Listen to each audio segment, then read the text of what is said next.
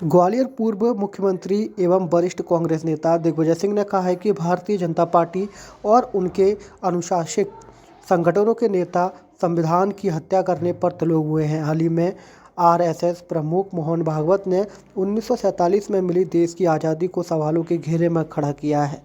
दिग्विजय सिंह ने कहा कि ये उन हजारों शहीदों और आज़ादी की लड़ाई में मारे गए लोगों का अपमान है जिन्होंने अपने प्राणों का उत्सर्ग किया था। दिग्विजय सिंह ने कहा है कि देश की संवैधानिक संस्थानों पर कट्टरवादी सोच हावी होती जा रही है।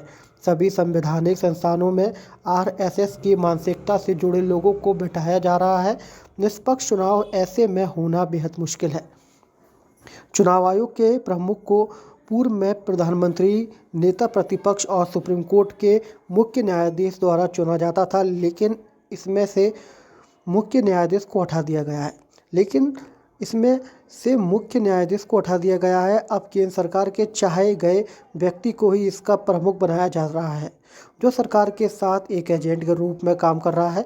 उन्होंने महाराष्ट्र और हरियाणा विधानसभा चुनाव का हवाला देते हुए कहा कि इन चुनावों में जमकर धांधली की गई है।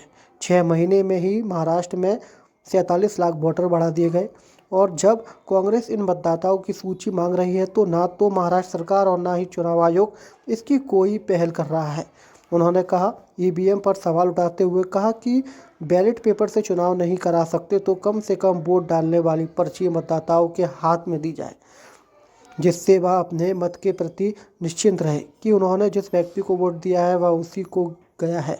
ईवीएम पर तमाम सवालों के बावजूद सरकार ईवीएम के प्रेम के चलते लोगों की जन भावनाओं की बेकदरी कर रही है। उन्होंने परिवहन विभाग के पूर्व आरक्षक सौरभ शर्मा को लेकर कहा कि देश की 3 बड़ी एजेंसी उन्हें नहीं ढूंढ पा रही है। उल्टे उन्होंने पत्रकारों से ही पूछ लिया कि सौरभ ग्वालियर का है, वह कहाँ है, इसके बारे में जरा पता करिए। कि आज पूरे देश में किस प्रकार से भारतीय संविधान की जो संवैधानिक संस्थाएं हैं उन पर कब्जा किया जा रहा है और किसी भी लोकतंत्र में ये आवश्यक है कि निष्पक्ष चुनाव होने चाहिए, जिस पर हर आदमी को, हर मतदाता को भरोसा है। संविधान पर चर्चा जब हो रही थी तो अमित शाह जी ने राज्यसभा में बयान दिया था, ये क्या होता है अंबेडकर अंबेडकर अंबेडकर अंबेडकर अंबेडकर, अरे इतना नाम भगवान का लेते तो मुक्ति पा जाते। ये सरासर बाबा साहब अंबेडकर के विचारधारा के विपरीत है।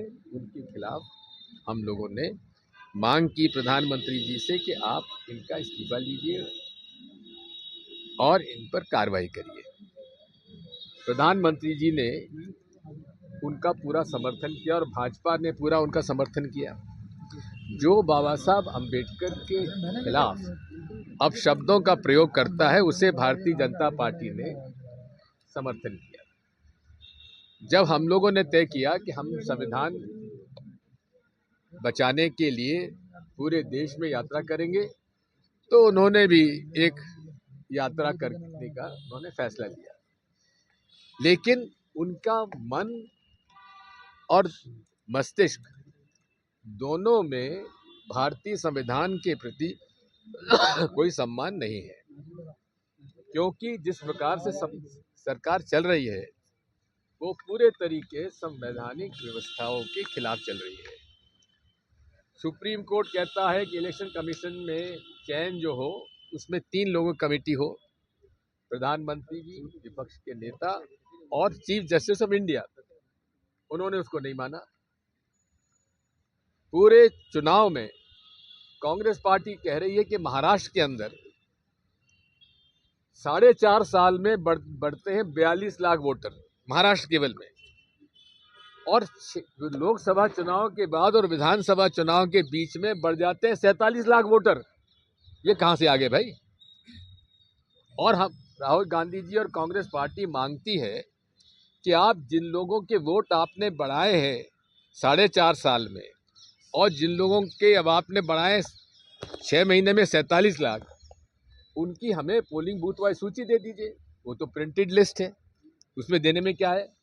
हाँ, हजारों पेज होंगे, पन्ने होंगे, हम उसको देखेंगे, हम पेमेंट करने की तैयार हैं, लेकिन वो नहीं देंगे। और अब तो उन्होंने जो आरटीआई के अंदर जानकारी ले सकते थे वो भी समाप्त कर दी, यानी कि पूरे